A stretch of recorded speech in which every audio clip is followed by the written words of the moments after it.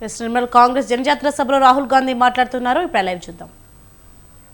Bijli free మే దేతే high 200 యూనిట్ల ఉచిత విద్యుత్తును రాష్ట్ర ప్రజలకు అందిస్తున్నాము. और महिलाओं को बस में मुफ्त में जाने का मौका मिलता है. అదే విధంగా ఉచిత బస్సు ప్రయాణాన్ని నా అక్కా చెల్లెళ్లకు ఈ రాష్ట్రంలో అందిస్తున్నాము. ये हमने तेलंगाना में किया. ఇది అంతా మేము తెలంగాణ ప్రజలకు చేశాము. अब हिंदुस्तान की सरकार पूरे हिंदुस्तान में ऐसे ही गारंटीज लागू करने जा रही है. ఇదే విధంగా భారతదేశంలో ఉన్నటువంటి అన్ని ప్రజలకు కూడా మేము కొన్ని హామీలను ఇవ్వబోతున్నాము. यहां आपको महिलाओं को 30,000 रुपए साल का मिलता है. ఇక్కడ నా రాష్ట్రంలో ఉన్న ప్రజలకు నెలకు ఆడవారికి 2,500 రూపాయలు నెలకు అందుతుంది. बहुत राहत मिलती है, परिवारों को फायदा होता है. దీని ద్వారా అనేక మంది బీద ప్రజలు లబ్ధి పొందుతున్నారు.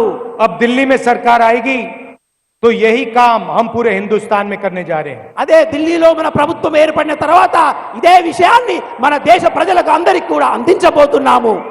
हिंदुस्तान के सब गरीब परिवारों की लिस्ट बनाई जाएगी. దేశంలో ఉన్నటువంటి ప్రతి బీద వారి యొక్క ఒక లిస్టును తయారు చేయబోతున్నాము. हर परिवार में से एक महिला का नाम चुना जाएगा. ప్రతి కుటుంబం నుంచి ఒక మహిళను మేము ఎన్నుకోబోతున్నాము. और उस महिला के बैंक अकाउंट में साल के 1 लाख रुपए हमारी सरकार डाल देगी. ఆ మహిళ యొక్క అమౌంట్ లో నెలకు సంవత్సరానికి 1,00,000 రూపాయలు ఆమె అకౌంట్ లో వేయబోతున్నాము. 8,500 रुपए महीने के खटाखट खटाखट खटाखट हर महीने महिलाओं के बैंक अकाउंट में. నెలకు 8,500 రూపాయలు ప్రతి బీద మహిళ యొక్క అకౌంట్ లో కటాకట్ కటాకట్ మేము జమ చేయబోతున్నాము. तेलंगाना के गरीब लोगों को 30,000 रुपए तेलंगाना की सरकार देगी और 1 लाख रुपए दिल्ली की सरकार देगी. 1,30,000 रुपए आपके बैंक अकाउंट में जाएंगे. తెలంగాణ రాష్ట్రం 30,000 రూపాయలు ఈ పేద యొక్క మహిళలకు ఇస్తే ఢిల్లీ ప్రభుత్వం ఈ యొక్క మహిళలకు సంవత్సరానికి 1,00,000 రూపాయలు ఇవ్వబోతుంది. नरेंद्र मोदी जी ने देश के युवाओं को बेरोजगार किया. నరేంద్ర మోడీ గారు ఈ దేశంలో ఉన్నటువంటి యువకులను నిరుద్యోగులుగా మార్చాడు. हम हिंदुस्तान के बेरोजगार युवाओं के लिए एक नई योजना लाए हैं, पहली नौकरी पक्की. మేము ఈ దేశంలో ఉన్నటువంటి నిరుద్యోగ యువకుల కోసం ఉద్యోగాన్ని గ్యారెంటీగా చేసే ఉద్యోగాన్ని పక్కా చేసే ఒక స్కీమ్ తెచ్చాము. जो अधिकार हम मनरेगा में देते थे वही अधिकार हम ग्रेजुएट स्टूडेंट्स को पहली नौकरी पक्की के लिए देने जा रहे हैं. ఏ విధంగానైతే మన్రేగా ద్వారా ఈ దేశ ప్రజలకు మేము సహాయం చేశామో అదే విధంగా నిరుద్యోగంగా ఉన్నటువంటి యువకులకు గ్యారెంటీ నౌకరీ అనే ఒక స్కీమ్ ద్వారా వారికి సహాయం చేయబోతున్నాము. हिंदुस्तान के सारे कॉलेज और यूनिवर्सिटी के ग्रेजुएट्स डिप्लोमा होल्डर्स को यह अधिकार मिलेगा. पब्लिक सेक्टर में, प्राइवेट सेक्टर में, सरकारी अस्पतालों में, सरकारी कॉलेजेस यूनिवर्सिटीज में, सरकारी ऑफिसेज में 1 साल की नौकरी गारंटी करके हम देंगे. ఈ దేశంలో ఉన్నటువంటి నిరుద్యోగ యువకులకు డిప్లొమా చేసిన వారికి, డిగ్రీ చేసిన వారికి, పీజీ చేసిన వారికి ఉద్యోగ గ్యారంటీతో పాటు ప్రభుత్వ రంగ సంస్థలో, ప్రైవేటు సంస్థలో 1 సంవత్సరం శిక్షణాన్ని మేము ఏర్పాటు చేయబోతున్నాము. ये दुनिया का पहला स्कीम होगा जहां बेरोजगार युवाओं को 1 साल की गारंटीड नौकरी मिलेगी, 1 लाख रुपए साल का मिलेगा और 8,500 रुपए महीने के ठकाठक ठकाठक बैंक अकाउंट में जाएंगे. ఇది దేశంలోనే ప్రపంచంలోనే ఒక చారిత్రాత్మక నిర్ణయం. నిరుద్యోగులైనటువంటి యువకులకు 1 సంవత్సరం ఇంటర్న్షిప్ చేయించడంతో పాటుగా వాళ్లకు ఉద్యోగ బీమాతో పాటుగా వాళ్లకు నెలకు 8,500తో పాటుగా సంవత్సరానికి 1,00,000 రూపాయలు ఇచ్చి ఉద్యోగ భద్రత కలిగించబోతున్నాము. और हिंदुस्तान को दुनिया से सबसे बेहतर ट्रेन्ड वर्कफोर्स मिलेगी. అదే విధంగా దేశంలోనే ప్రపంచంలోనే భారతదేశ యువకులకు అత్యంత మంచి ఉపాధి సౌబల్యం కలిగిస్తాము. 1 साल बाद अगर युवा ने अच्छा काम किया तो वो नौकरी परमानेंट भी की जाएगी. 1 సంవత్సరం అంతా చేసినటువంటి యువకులు వాళ్ళ ఉద్యోగ నైపుణ్యంతో మంచిగా ఉన్నట్టయితే ఆ ఉద్యోగాన్ని వాళ్ళకు పర్మనెంట్ చేయబోతున్నాము. देश में 30 लाख सरकारी रोजगार खाली पड़े हैं. उनको हम भर के आपके हवाले करने जा रहे हैं। దేశంలో ఉన్నటువంటి 30 లక్షల ఖాళీ ఉద్యోగాలను ప్రజాపక్షాన ప్రజల కోసం ఈ నిరుద్యోగ యువకులకు మేము ఇవ్వబోతున్నాము. आदिवासी भाई और बहन यहाँ आए हैं। ఆదివాసీ అక్క చెల్లెళ్ళు అన్న తమ్ముళ్ళు ఇక్కడికి వచ్చారు. आपका जमीन का मामला है, उसे हम तेलंगाना में जल्दी से जल्दी रिजॉल्व करने जा रहे हैं। మీకు భూమి సమస్య ఉంది, అటు ఒక్క సమస్య ఉంది. మేము తెలంగాణ ప్రభుత్వంలో తెలంగాణ రాష్ట్రంలో వీలైనంత త్వరగా దాన్ని మేము చేయబోతున్నాము. हम आपको आदिवासी कहते हैं। आदिवासी का मतलब वो लोग जिनका पहला अधिकार जमीन पर पहला अधिकार है। మేము మిమ్మల్ని ఆదివాసీలోనే అంటాము. ఆదివాసీలు అంటే ఈ భూమి మీద సర్వ హక్కులు కలిగిన మొదటి వ్యక్తులు ఆదివాసులని అర్థం.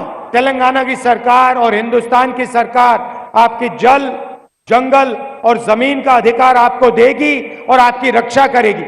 తెలంగాణ ప్రభుత్వం ఈ రాష్ట్రంలో ఉన్నటువంటి ఆదివాసుల యొక్క నీరు మీద, భూమి మీద, గాలి మీద, అటవీ మీద మీకు సర్వ హక్కులు ఇవ్వబోతుంది. तेलंगाना में गरीबों की सरकार है, आदिवासियों की, पिछड़ों की, दलितों की सरकार है।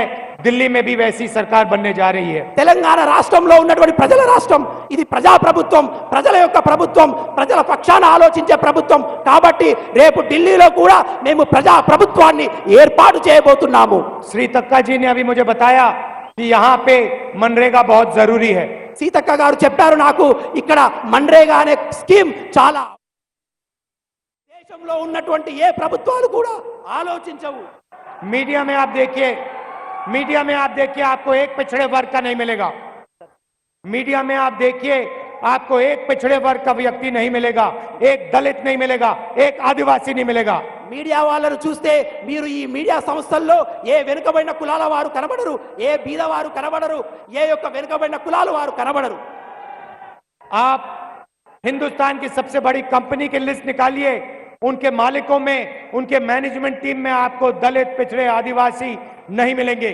మీరు దేశంలో ఉన్నటువంటి ప్రగతి పదంలో నడుస్తున్న పెద్ద పెద్ద ఫ్యాక్టరీల యజమానులు చూస్తే ఆ యజమానుల లిస్టుల్లో బీదవారు గాని, వెనుకబడిన కులాలు వారు గాని, దళితులు గాని, ఆదివాసులు గాని మీకు ఎక్కడా కనబడరు. 90% आबादी में से आपको कोई नहीं मिलेगा वहां पे। కాబట్టి వీళ్ళందరికీ కూడా ఎటువంటి సదుపాయాలు కూడా అందవు. सरकारों में देखिए, दिल्ली की सरकार को 90 ब्यूरोक्रेट चलाते हैं। దేశంలో ఉన్నటువంటి 90% ఈ భారతదేశాన్ని నడిపించేటటువంటి అత్యధికమైన ఆఫీసర్లు, ఐఏఎస్ ఆఫీసర్లు ఉంటారు. उसमें 3 पिछले वर्ग के हैं, 3 दलित हैं और 1 आदिवासी है। వారిలో 3 వెనుకబడిన కులాల వారు, 3 దళితులు, 1 ఆదివాసులు మాత్రమే ఉన్నారు. और उनको छोटा सा काम दे रखा है, बड़ी बड़ी मिनिस्ट्रीज में वो है ही नहीं। They not in big ministries. కాబట్టి అటువంటి ఎవరైతే వెనుకబడిన కులాల వాళ్ళ ఉన్నటువంటి ఆఫీసర్లు ఉన్నారో వాళ్ళు అధిక ప్రాధాన్యం ఉన్నటువంటి వ్యవస్థలో కానీ, డిపార్ట్మెంట్లో కానీ ఉండరు. 50% पिछड़ों की आबादी है और आपके 3 लोग हैं 90 में से। 50% వెనుకబడిన వాళ్ళు కులాలు ఉంటే కేవలం వాళ్ళను ప్రాతినిధ్యం వహించే 3 ఆఫీసర్లు మాత్రమే ఉన్నారు. आदिवासियों की आबादी 8% है, आपका 1 व्यक्ति है 90 में से। 8% మాత్రం ఆదివాసులు ఉన్నారు, కానీ వాటి నుండి ప్రాతినిధ్యం వహించే వాళ్ళు కేవలం ఒక్కరే ఆఫీసర్ ఉన్నారు. दलित 15% है, दलित 90 में से 3 हैं। దళితులను ప్రాతినిధ్యం వహించే 15% ఉంటే కేవలం వాళ్లకు సురక్షితం చేసే ఆఫీసర్లు ప్రాతినిధ్యంలో కేవలం 3 మాత్రమే ఉన్నారు. और अगर आप दलित, आदिवासी और पिछड़ों को जोड़ो तो अगर हिंदुस्तान की सरकार 100 रुपए खर्च करती है तो आदिवासी, दलित और ओबीसी अफसर 6 रुपए 10 पैसे खर्च करते हैं। అయితే ఈ దళితులు, ఆదివాసీలు, వెనుకబడిన కులాల వాళ్ళు అందరికీ కూడా మనం 100% డబ్బులు ఇవ్వాలనుకుంటే, కానీ ఇది భారతదేశ ప్రభుత్వం కేవలం 6% మాత్రమే వాళ్లకు ఖర్చు చేస్తుంది. आप सोचिए, आदिवासी 8% है हिंदुस्तान में, मगर अगर बजट में 100 रुपए खर्च होते हैं तो आदिवासी अफसर सिर्फ 10 पैसे का निर्णय लेते हैं। 100% బడ్జెట్ ఈ దేశ ప్రజలకు కేటాయిస్తే దాంట్లో 8% ఆదివాసీలు ఉంటే, కానీ ఈ ప్రభుత్వం వాళ్లకు 10 పైసల శాతాన్ని మాత్రమే వాళ్లకు అందిస్తున్నది. इसीलिए दलितों के लिए, आदिवासियों के लिए, पिछड़ों के लिए, गरीब जनरल कास्ट के लिए, माइनॉरिटीज के लिए सबसे जरूरी काम जाति जनगणना, కాబట్టి ఈ వెనుకబడిన కులాల వారి కోసం, దళితుల కోసం, ఆదివాసీల కోసం వాళ్ళ సమస్యల నుండి లేవనెత్తడానికి ఈ దేశంలో జాతి కుల గణనను కాంగ్రెస్ పార్టీ చేపట్టబోతుంది. जो हमने तेलंगाना में किया है और पूरे हिंदुस्तान में हम करने जा रहे हैं। ఏదైతే మేము తెలంగాణలో చేయాలనుకుంటున్నామో చేశామో అది పూర్తి భారతదేశంలో మేము చేయబోతున్నాము. इससे हिंदुस्तान की राजनीति बदलने जा रही है, దీని ద్వారా దేశంలో ఉన్నటువంటి రాజకీయ ముఖ చిత్రం మారబోతుంది. क्योंकि हिंदुस्तान के गरीब लोगों को 90% लोगों को अपनी आबादी के बारे में और अपनी हिस्सेदारी के बारे में पता लग जाएगा। ఎందుకంటే ఈ దేశంలో ఉన్నటువంటి ఈ 90% ప్రజల యొక్క వాళ్ళ హక్కులు, వాళ్ళ పైసలు, వాళ్ళ నిధులు వాళ్లకు అందాలి. हिंदुस्तान की हर संस्था का हम सर्वे कराएंगे। దేశంలో ఉన్నటువంటి ప్రతి వర్గం, ప్రతి ఇన్స్టిట్యూషన్ యొక్క మేము సర్వే కుల గణన చేయించబోతున్నాము. ये पता लगाएंगे कि पिछड़ों के पास कितना धन है, दलितों के पास कितना धन है, आदिवासियों के पास कितना धन है, गरीबों के पास कितना धन है। ఈ ఆర్థిక సర్వే ద్వారా దళితుల దగ్గర ఎంత ధనం ఉంది, వెనుకబడిన కులాల వద్ద ఎంత ధనం ఉంది, ఆదివాసుల యొక్క ఆర్థిక స్థితిగతులు ఏంది మేము తెలుసుకోబోతున్నాము. और जाति जनगणना के बाद तेलंगाना में, पूरे हिंदुस्तान में एक नई राजनीति होगी। ఈ జాతి కుల గణన ద్వారా తెలంగాణ రాష్ట్రంలో ఒక కొత్త రాజకీయ వ్యవస్థను మేము సుస్థిరం చేయబోతున్నాము. नरेंद्र मोदी जी रिजर्वेशन के खिलाफ हैं। నరేంద్ర మోదీ గారు ఈ రిజర్వేషన్లకు వ్యతిరేకంగా ప్రవర్తిస్తారు. वो आपसे रिजर्वेशन छीनना चाहते हैं। వారు మీ దగ్గర నుంచి ఆ రిజర్వేషన్ను లాక్కోవాలని ప్రయత్నిస్తున్నారు. देश के सामने सबसे बड़ा मुद्दा रिजर्वेशन को 50% से ज्यादा बढ़ाने का है। దేశంలో ఉన్నటువంటి అతిపెద్ద సమస్య ఈ దేశంలో ఉన్నటువంటి రిజర్వేషన్ 50% కు అధిగమించాలనేది చాలా ముఖ్యం. कांग्रेस पार्टी ने अपने मैनिफेस्टो में साफ लिखा है, हमारी सरकार आएगी तो ये 50% का लिमिट है, इसको हम तोड़ के अलग कर देंगे और रिजर्वेशन को 50% से आगे बढ़ा देंगे। మేము మేనిఫెస్టోలో చాలా స్పష్టంగా చెప్పాను, భారతదేశంలో కాంగ్రెస్ ప్రభుత్వం ఏర్పడిన వెంటనే ఈ 50% గా ఉన్నటువంటి రిజర్వేషన్ లిస్టును మేము ఎత్తేసి దాన్ని పైకి పెంపొందిస్తాము. बीजेपी के नेता चाहते हैं कि रिजर्वेशन खत्म हो जाए।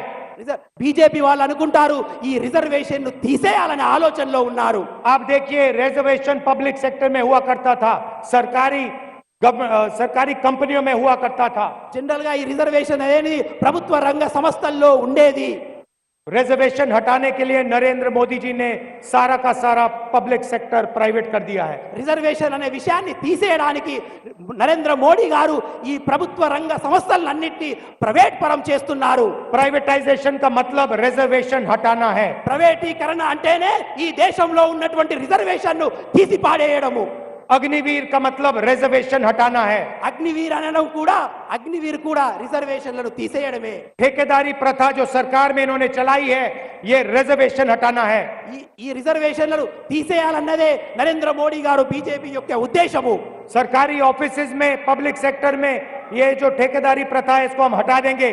परमानेंट नौकरियां मिलेंगी, टेम्पररी नौकरी नहीं मिलेगी। ఈ ప్రభుత్వ ప్రైవేట్ రంగాలలో ఉన్నటువంటి టెంపరరీ ఉద్యోగాలను రిజర్వేషన్లను గండి కొడుతున్నాయి కాబట్టి ప్రభుత్వ రంగంలో ఉన్నటువంటి ప్రైవేట్ వ్యవస్థను మేము తీసేస్తాము. नरेंद्र मोदी देश को बता दें कि वो 50% रिजर्वेशन का जो बैरियर लगा रखा है, उसको हटा देंगे। నరేంద్ర మోడీ అంటారు ఈ దేశంలో ఉన్నటువంటి ఆ 50% రిజర్వేషన్ ని కూడా తీసేయాలని అనుకుంటున్నారు. क्योंकि वो कांग्रेस पार्टी करने जा रही है। ఎందుకంటే కాంగ్రెస్ పార్టీ త్వరలోనే ఆ యొక్క రిజర్వేషన్లు పెంచే ఆలోచనలో नरेंद्र मोदी ने आज तक अपने किसी भाषण में ये नहीं बोला कि मैं रिजर्वेशन का जो 50% का बैरियर है उसे हटा दूंगा। ఇంతవరకు నరేంద్ర మోడీ గారు తన ప్రసంగాలలో ఎక్కడ కూడా చెప్పలేదు మేము 50% ఉన్న రిజర్వేషన్ని పైకి పొడిగిస్తామని ఎక్కడ కూడా మాట్లాడలేదు. उल्टा नरेंद्र मोदी और उनके विचारधारा वाले लोग कॉन्स्टिट्यूशन को खत्म करना चाहते हैं, आदिवासियों को वनवासी कहते हैं, प्राइवेटाइजेशन करते हैं। అంతేకాకుండా నరేంద్ర మోడీ గారు వారి యొక్క వ్యక్తులు ఈ యొక్క భారత రాజ్యాంగాన్ని కూలగొట్టాలని ప్రయత్నమే కాకుండా భారతదేశంలో ఉన్నటువంటి రిజర్వేషన్ వ్యవస్థను సర్వనాశనం చేయాలని ప్రయత్నిస్తున్నారు. हम सबको मिलकर संविधान की रक्षा करनी है, रिजर्वेशन बढ़ाना है और ये जो अमीरों की सरकार चला रहे हैं, 22 लोगों की सरकार चला रहे हैं, इनको हटाना है और गरीबों की सरकार लानी है। किसानों की, मजदूरों की, पिछड़ों की, दलितों, आदिवासियों की सरकार लानी है। మనందరం కలిసి ఈ దేశ భద్రత కోసం ఈ భారత రాజ్యాంగాన్ని కాపాడాలి, ప్రజలను కాపాడాలి, దళితులను కాపాడాలి, ఆదివాసీలను కాపాడాలి, నిరుద్యోగులను కాపాడాలి. भारी बहुमत से आप जिताइए, సుగుణక్కను అత్యధిక మెజారిటీతో మీరు గెలిపించండి. इनको लोकसभा भेजिए వీరిని లోక్సభకు పంపించండి.